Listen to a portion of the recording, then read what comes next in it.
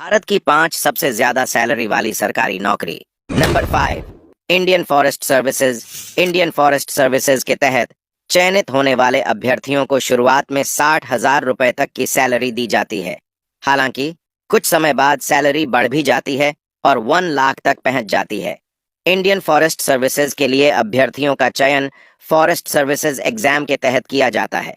इसके लिए यूपीएसएससी परीक्षा आयोजित करता है।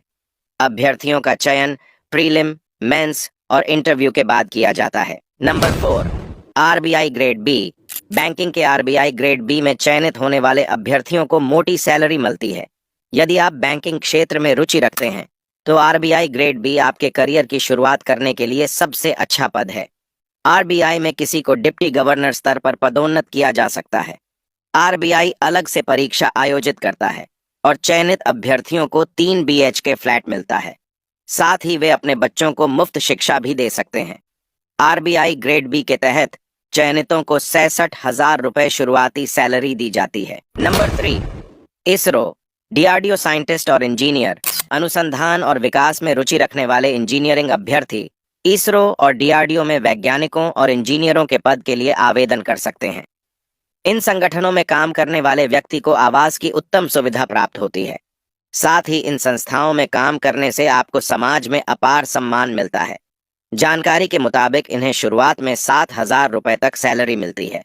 हालांकि बाद में सैलरी लाख के करीब या फिर उससे ज्यादा भी हो जाती है। नंबर 2, एनडीए और डिफेंस सर्विसेज। भारतीय सेना के 3 भाग है: भारतीय नौसेना, भारतीय वायुसेना और भारतीय थल सेना। लेफ्टिनेंट पदों पर चयन के लिए यूपीएसएससी के तहत एनडीए, सीडीएस, एफसीएटी आदि परीक्षा आयोजित की जाती है।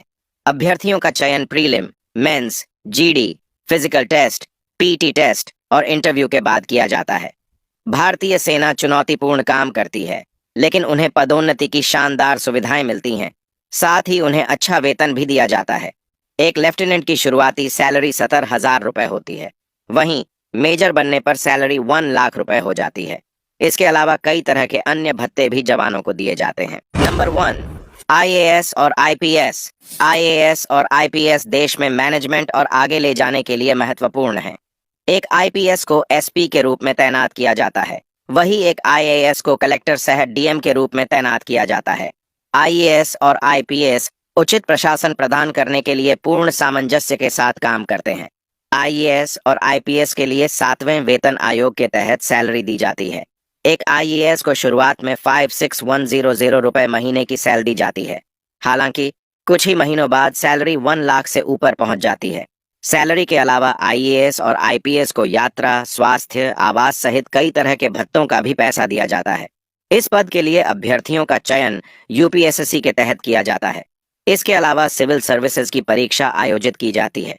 चयन प्रीलिम, मेंस और इंटरव्यू के बाद किया जाता है।